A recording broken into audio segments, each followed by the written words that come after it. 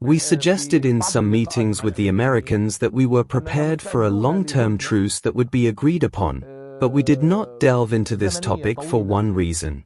The American, Arab, Islamic, and everyone else's focus was on stopping the war first, and then we could talk about periods of truce or ceasefire.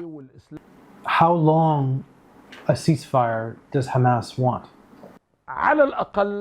At least Hamas is prepared for a truce of 3 to 5 years.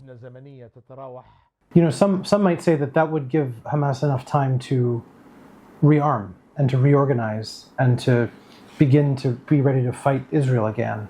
Is that a goal? The goal isn't to prepare for a future war. The goal is that we want a truce during which we can rebuild the Gaza Strip. Because the Gaza Strip needs at least 5 years to rebuild. I mean, I don't want to say more or less than that, but this is the average. We want the Palestinian people to catch their breath, and certainly during this period there is a willingness to discuss the future. The truce periods that always occur between the warring parties are given to 2 parties, not just one party. But what is a guarantee that you will not rebuild underground tunnels to rearm and produce missiles? In English from here, and in 5 or 10 years we have a new October 7th. The priority for us, in this period, that we are proposing, is to rebuild the Gaza Strip, and returning the Gaza Strip to normal civilian life. This is our priority. However, if there are parties that want guarantees for the future after these periods of time, this requires that these countries provide horizons and hope for the Palestinian people. The Palestinian people want an independent Palestinian state. If the independent Palestinian state is not established, the Palestinian issue will remain. So yes or no? Will Hamas give up its weapons? I cannot answer with a yes or no. Frankly, it depends on the nature of the project. The disarmament project you are talking about, what does it mean? To whom will the weapons be handed over? Why are the weapons being handed over? Well, there is a question. Will the Israelis hand over the nuclear weapons inside the Zionist entity? Why is Iran being asked to hand over the nuclear weapon, or the destruction of the nuclear weapon, and Israel, the Zionist entity, is not being asked to destroy the nuclear weapons it possesses? But the second phase of the withdrawal is tied to Hamas's disarmament. The question is, how will this be handled? Is this even possible?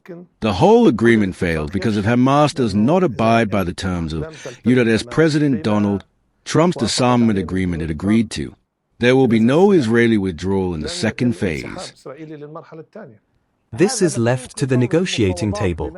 In other words, let's go to the second phase and the negotiating table and review the required points. Then we will clearly define our position. But the disarmament and the handover of weapons are part of the second phase. These issues concern Hamas. Yes, they concern Hamas and the Palestinian factions as well. There are also active Palestinian factions alongside Hamas that are present on the ground and have weapons, and therefore this is a national issue. It's not just a matter of Hamas. You agreed to the terms proposed by Trump, including the surrender of weapons. We did not give our approval to the terms in the second phase. We agreed, and in a clear message that we sent, a message in response to Trump, we agreed to a ceasefire and we agreed to the release of all prisoners held by the resistance, whether alive or dead, and of course, an agreement was also reached on the entry of aid into the Gaza Strip, in addition to the formation of a committee or body of technocrats to manage Gaza during the transitional period. This, incidentally, was included in our written response, which US President Trump posted on his personal account online. As for the other matters, we clearly indicated that, for other issues, these require a Palestinian national position. Are you prepared to give up power in Gaza? Can you give me a timeline for when you might give it up? Because what we see on the ground now is that Hamas is redeploying and arresting people and the police are deployed. Is there a timeline? Because the ground, what we are seeing, is contrary to what you are saying, that you will hand over power.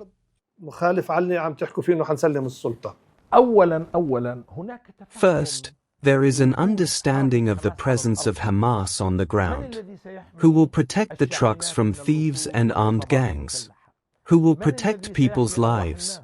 There are gangs present. What is strange is that at a time when we find Arab and Islamic voices objecting to the course Hamas took after the withdrawal of the occupation forces, we find that US President Trump yesterday expressed understanding for Hamas confrontation with the armed gangs, which are gangs of evil, and that is how US President Trump described them. So this is a transitional phase. Civilly, there will be a technocratic administration, as I said. On the ground, Hamas will be present. After the transitional phase, our opinion is that it is necessary to go to general elections. But now you're facing a problem.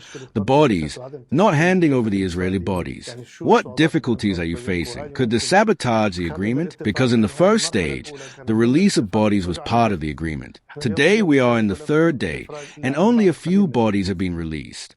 There is a technical and logistical problem regarding the bodies. If Hamas has released the living, why does it want to keep the dead? Hamas has no interest in keeping the bodies.